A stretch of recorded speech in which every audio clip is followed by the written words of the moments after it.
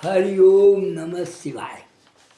मेरा आज का हेडिंग बुजुर्गों के ऊपर है। बुजुर्गों की सेवा एक समस्या है। जब से मेडिकल साइंस ने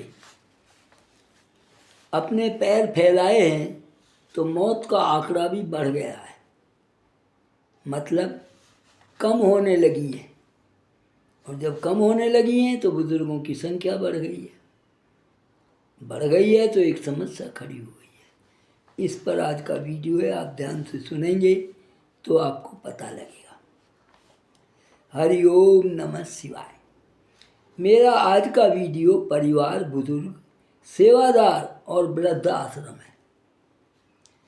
परिवार है तो कुटुंब, खानदान वो समाज है, पर परिवार के बुजुर्गों की जिम्मेवारी उनकी ही है।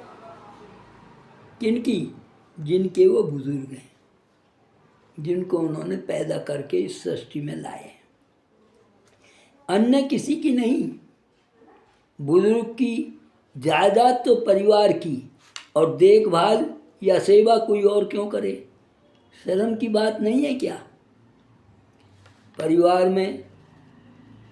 परिवार ये भी जानता है कि हमें भी इस अवस्था से गुजरना होगा। सबको पता है बूढ़ा होना है, इसलिए मैंने 2 लाइन इस पर लिखी हैं। अरे कौन कहता है करो बूढ़े माँ बाप की सेवा, इन्हें मारो पुचकारो या फिर खिलाओ मेवा। ये जीवन नश्वर है, क्या पाना क्या खोना है। बूढ़े यही नहीं हैं दोस्तों, बूढ़े तुम्हें भी होना है। आगे, बुजुर्गों की सेवा भारत में एक जटिल समस्या है। पहले संयुक्त परिवार व एकल परिवार हुआ करते थे। वैज्ञानिक युग से नौकरी करने के कारण बहुत कुछ बदलाव हुआ है। जब से नौकरियां बढ़ी हैं तो समाज में बहुत कुछ बदलाव आ गया है। नंबर 1 क्या आया है? बहू बेटा नौकरी करके शाम को घर आने वाले। एक तो ये आगे भी नौकरी करते हैं, शाम को घर आ जाते हैं। नंबर 2 बेटा बाहर नौकरी पर, बहू नौकरी घर से करने वाली। एक बाहर है एक अंदर है। नंबर 3 बहू बाहर नौकरी पर, बेटा घर पर, घर से। उल्टा भी अभी बेटा घर के पास चला जाता है लेकिन वो बाहर नौकरी पर है। नंबर 4 बहू बेटा दोनों बाहर देश में नौकरी करने वाले। समाज में कितना परिवर्तन हुआ है। नंबर 5 दोनों विदेश में नौकरी करने वाले। इस प्रकार बुजुर्ग भी नंबर 1 और नंबर 2 में बट गए हैं।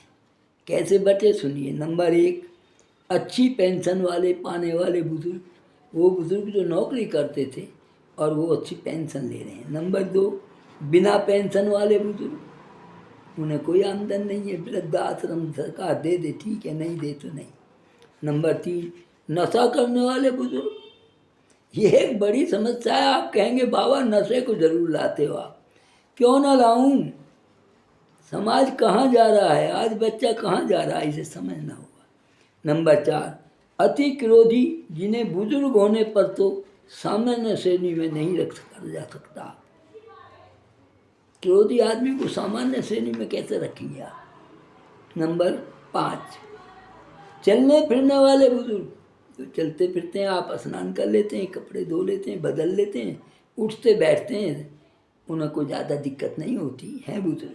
नंबर 6 असहाय, बेड रेस्ट करने वाले बुजुर्ग। ऐसे बुजुर्ग जो चल फिर नहीं सकते, उनकी रोशनी गई है, ऐसे भी हो सकते हैं, टांगों से अपाए, कोई भी हो सकता है, लेकिन वो दूसरे पर आश्रित हैं, वो बुजुर्ग हैं नंबर 6 के अंदर। अब आप और हम सभी को स्वयं समझना होगा, बुजुर्ग की देखभाल घर की नौकरी करने वाले करना भी चाहें। आप देखें मैंने कहाँ पहुँचाया है बात को। हम और आप मिलकर स्वयं ये समझें कि बुजुर्गों की देख रेखभाल घर में नौकरी करने वाले बच्चे करना भी चाहें तो कैसे करें। अपना लंच, टिफ़न बच्चों की तैयार करना, स्कूल को साथ में ले जाना, बुजुर्ग और नौकरी पर समय पर जाना भी। जो बाहर घर से दूर नौकरी करते हैं वे तो छुट्टियों में ही महीनों 2 महीनों के लिए आते हैं। जो बाहर नौकरी पर हैं वो बुजुर्ग तो घर रहेंगे, कि सेवा कैसे होगी। और विदेश में नौकरी करने वाले वर्षों बाद आएंगे। भाई आप इंग्लैंड में, अमेरिका में, दुबई में कहीं नौकरी करते हैं तो क्या रोज़ आ जाएंगे? शाम को नहीं आएंगे। लेकिन बुजुर्ग तो हैं घर में, तो ऐसी समस्या का मैंने लोगों के सामने रखा है। इस पर विचार होना चाहिए। बुजुर्ग सेवा कैसे हो फिर? पेट भी भरना है और बच्चों का भविष्य भी देखना है। भाई ये सारी बातें हैं जो लोग हैं उनके अधीन, उनको जिन्हें हम ये कहते हैं कि ये हमारे संतान हैं, हक तो है उनका सेवा करने का और हमारा अधिकार भी है उनसे सेवा लेने का, लेकिन करें क्या? सारी समस्याएं मैंने रखी हैं। चलने फिरने वाले बुजुर्गों के बारे में देखिए। परिवार से समन्वय बनाकर रखें, क्योंकि वो चलते फिरते हैं, घर की थोड़ा बहुत सामान भी ला देते हैं, बच्चों को छोड़ के आ सकते हैं, दूध सब्जी भी ला सकते हैं। तो समन्वय बनाकर रखें, तभी सेवा हो पाएगी। पेंशन वाले स्थिति अनुसार सेवादार रख सकते हैं। पेंशन मिलती है, सारी ना बचा करके कुछ उसमें खर्च करें, परिवार का साथ दें। हम सभी जानते हैं सेवादार या तीमारदार रखना 85% पुत्रों के बलबूते की बात नहीं। हर बेटा माँ बाप के लिए नौकर नहीं रख सकता, देखभाल के लिए सेवादार या नर्स नहीं रख सकता। मकान का किराया, पानी का खर्चा, बिजली का बिल, बच्चों की फीस, वर्दी और पुस्तक, कन्वेंस, ट्यूशन के साथ घर रसोई का खर्चा सेवादार रखने की इजाज़त उन्हें नहीं देता। इतनी आमदन सबकी नहीं है कि वो सेवादार रख सकें, मतलब नौकर रख सकें या कोई नर्स रख सकें अगर फीमेल है तो।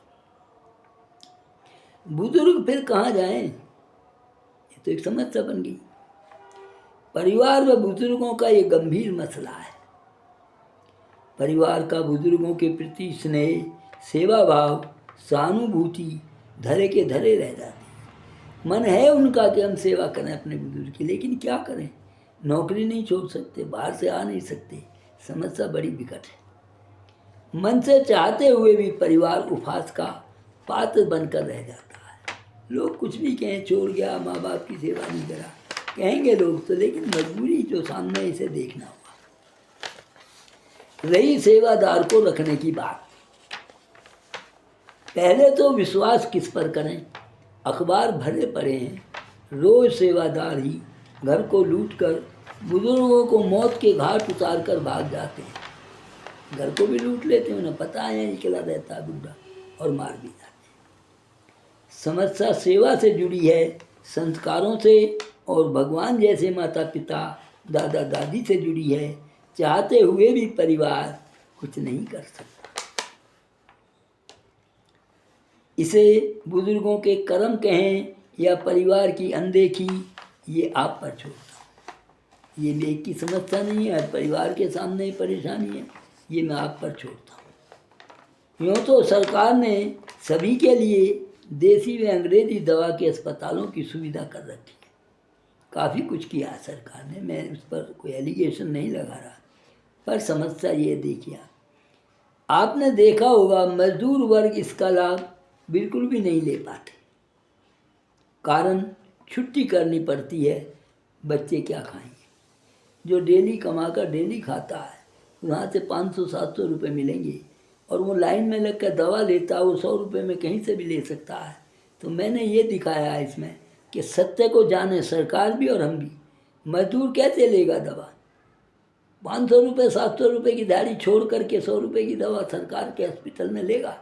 सरकार भी ठीक है अपनी जगह, हम भी, लेकिन इस पर कुछ ना कुछ सुधार होना चाहिए। अब समाधान क्या है ये सोचना होगा। ये तो हम समझ ही चुके हैं, नौकरी घर से बाहर करें या विदेश में, बुजुर्गों की देखभाल या सेवा हो ही नहीं सकती। नौकरी वाला नहीं कर पाएगा।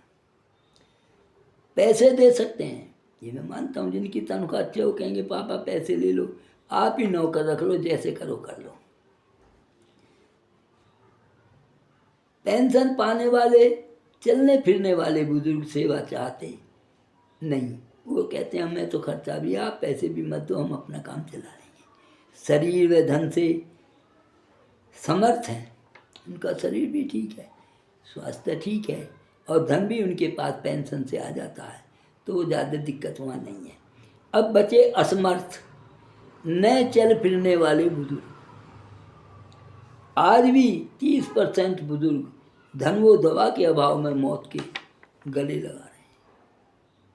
धन की भी कमी है और दवा भी नहीं। जब धन नहीं, दवा कैसे आए? तो मौत के आगोश में जा रहे हैं। मेरा सभी सरकारों से अनुरोध है कि हर तहसील में वृद्ध आश्रम बनाए।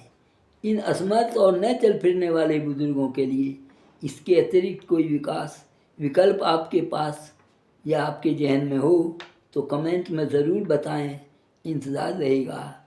अच्छा लगे तो सब्सक्राइब, लाइक के साथ साथ कमेंट भी दें। धन्यवाद, नमस्ते।